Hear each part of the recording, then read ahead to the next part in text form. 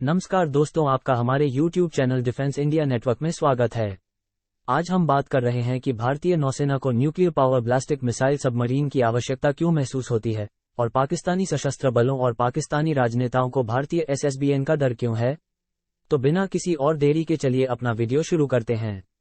परमाणु पनडुब्बी कार्यक्रम 1971 में वापस चला गया जब भारत और पाकिस्तान युद्ध में थे और अमेरिका ने पाकिस्तान की मदद के लिए अपना 7वां बेड़ा भेजा और ब्रिटेन के एयरक्राफ्ट कैरियर के नेतृत्व में एक और बेड़ा भी भारत की ओर आने लगा और परमाणु हथियारों से भारत पर हमला करने के लिए तैयार हो गया। भारतीय प्रधानमंत्री ने अमेरिकी और ब्रिटिश विमान वाहकों के खिलाफ लड़ने के लिए सोवियत संघ से मदद मांगी। मदद के जवाब में सोवियत संघ ने भारत की रक्षा के लिए अपना 40वां बेड़ा और कुछ परमाणु ऊर्जा पनडुब्बी भेजी। युद्ध समाप्त होने के बाद भारतीय जीत के साथ इसके बाद भारतीय नौसेना में परमाणु पनडुब्बी को शामिल करने की बात शुरू हो गई है। भारत की परमाणु पनडुब्बी परियोजना के 2 चरण हैं। पहले चरण में भारत सोवियत संघ या रूस से लीज पर परमाणु पनडुब्बी लेता है और परमाणु पनडुब्बी के संचालन के लिए चालक दल का प्रशिक्षण शुरू करता है। दूसरे चरण में भारत अपनी परमाणु पनडुब्बी बनाना शुरू करेगा।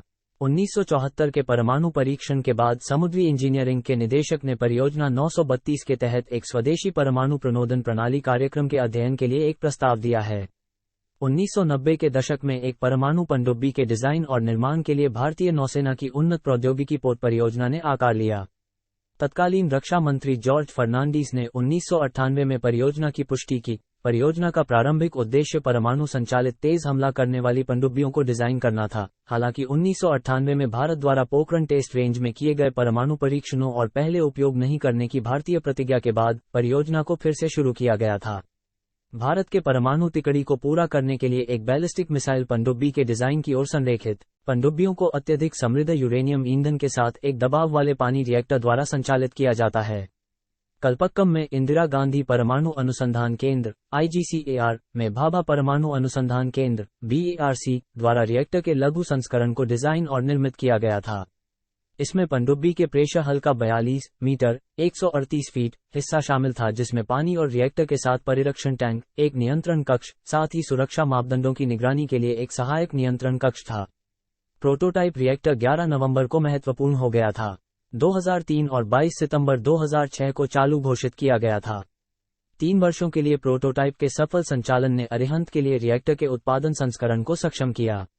विशाखापत्तनम में मशीनरी परीक्षण केंद्र में रिएक्टर सबसिस्टम का परीक्षण किया गया था। के ईंधन कोर को लोड करने और बदलने की सुविधा बर्थड पनडुब्बियों में नौसैनिक रिएक्टर भी स्थापित किए गए थे। Prototype 83 megawatt light water reactor जिसे BARC द्वारा कल्पक्कम में स्थापित किया गया था, उसका कोडनेम S1 है और इसका उपयोग परमाणु पनडुब्बी को प्रशिक्षित करने के लिए किया जाता है। 2007 में तत्कालीन वित्त मंत्री P. चिदंबरम, जो ATV कार्यक्रम की निगरानी करने वाली राजनीतिक समिति के सदस्य थे, ने केवल 4 मिसाइल लॉन्च ट्यूबों के साथ पनडुब्बियों पर खर्च की जा रही बड़ी राशि पर सवाल उठाया। इसलिए ATV प्रोजेक्ट टीम ने नाव कोडनेम S4 में एकीकृत करने के लिए 4 और K4 SLBMS के लिए 10 मीटर लंबा खंड जोड़कर अरिहंत डिजाइन में बदलाव किया। ये स्पष्ट हो जाने के बाद कि SSBN के बड़े S5 वर्ग को विकसित होने में अधिक समय लगेगा, एक अतिरिक्त इकाई कोडनेम S4 तारांकन को 2012 में यह सुनिश्चित करने के लिए स्वीकृत किया गया था कि उत्पादन लाइन निष्क्रिय न हो। डिजाइन की विस्तृत इंजीनियरिंग लासन एंड टुब्रो के पनडुब्बी डिजाइन केंद्र में उनके हजीरा जहाज निर्माण सुविधा में लागू की गई थी। टाटा पावर SED ने पनडुब्बी के लिए नियंत्रण प्रणाली का निर्माण किया था। रिएक्टर के साथ एकीकृत स्टीम टरबाइन और संबद्ध प्रणालियों की आपूर्ति वालचंद नगर इंडस्ट्रीज द्वारा की गई थी। जुलाई 2009 में इसके लॉन्च के बाद पोत का परीक्षण की एक लंबी और व्यापक प्रक्रिया हुई। प्रणोदन और बिजली प्रणालियों का परीक्षण उच्च दबाव वाले भाप परीक्षणों के साथ किया गया। इसके बाद बंदरगाह स्वीकृति परीक्षणों में इसके गिट्टी टैंकों को भरकर पनडुब्बी परीक्षण और सीमित गहराई तक नियंत्रित गोता लगाना शामिल था। INS अरिहंत का रिएक्टर 10 अगस्त 2013 को पहली बार गंभीर हो गया। 13 दिसंबर 2014 को पनडुब्बी अपने व्यापक समुद्री परीक्षणों के लिए रवाना हुई। इस वर्ग की पहली पनडुब्बी को अगस्त 2016 में भारतीय नौसेना में शामिल किया गया है। एक अन्य का 2017 से समुद्री परीक्षण चल रहा है और अन्य 2 S4 और S4 तारांकन निर्माण के अग्रिम चरणों में हैं। पिछली 2 पनडुब्बी S4 और S4 तारांकन पहली 2 पनडुब्बी अरिहंत और अर्घात से 1000 टन ज्यादा भारी है। यही कारण है कि ये 3500 किलोमीटर की रेंज वाली 8K4 मिसाइल और 750 किलोमीटर की रेंज वाली 24K15 मिसाइल ले जाने में सक्षम हैं। वे 6533 मिलीमीटर टारपीडो ट्यूबों से भी लैस हैं जो 30 टारपीडो, क्रूज मिसाइल और खानों का मिश्रण ले जा सकते हैं। भारत में परमाणु ऊर्जा ब्लास्टिक मिसाइल पनडुब्बी के निर्माण को सफलतापूर्वक पूरा करने के बाद भारतीय नौसेना हिंद महासागर में सबसे शक्तिशाली नौसेना बन गई है और बन गई है दुनिया में सबसे उन्नत और शक्तिशाली नौसेना में से एक। हिंद महासागर क्षेत्र में ऐसा कोई देश नहीं है जिसके संबंध भारत से खराब हो और जिसने पाकिस्तान के अलावा भारत के खिलाफ युद्ध लड़ा हो।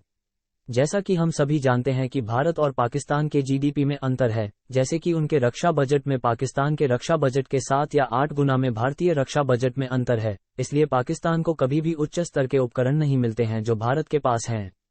विमान वाहक या परमाणु ऊर्जा पनडुब्बी, वे भारत के साथ एक कन्वेंशन युद्ध नहीं जीत सकते हैं, इसलिए पाकिस्तानी सशस्त्र बलों ने भारत के खिलाफ लड़ने के लिए अपने परमाणु हथियारों का इस्तेमाल किया। यदि भारत और पाकिस्तान के बीच परमाणु युद्ध होता है तो पाकिस्तान किसी तरह भारत के परमाणु हथियारों को जमीन पर नष्ट करने का प्रबंधन करता है। हिंद महासागर में अपनी परमाणु शक्ति ब्लास्ट मिसाइल पनडुब्बी के कारण भारत के पास दूसरी मारक क्षमता है। इसीलिए पाकिस्तानी नौसेना और राजनेता भारतीय परमाणु पनडुब्बी से डरते हैं और वैश्विक मंच पर लगातार कहते हैं कि भारत हिंद महासागर में रणनीतिक संतुलन बांट रहा है, क्योंकि वे ये भी जानते हैं कि उनके पास भारतीय सेना, वायुसेना और नौसेना जैसे भारतीय सशस्त्र बलों के साथ प्रतिस्पर्धा करने के लिए आधुनिक तकनीक खरीदने और विकसित करने के लिए इतना धन नहीं है। आज के वीडियो के लिए बस इतना ही, मिलते हैं एक और वीडियो में। जय हिंद।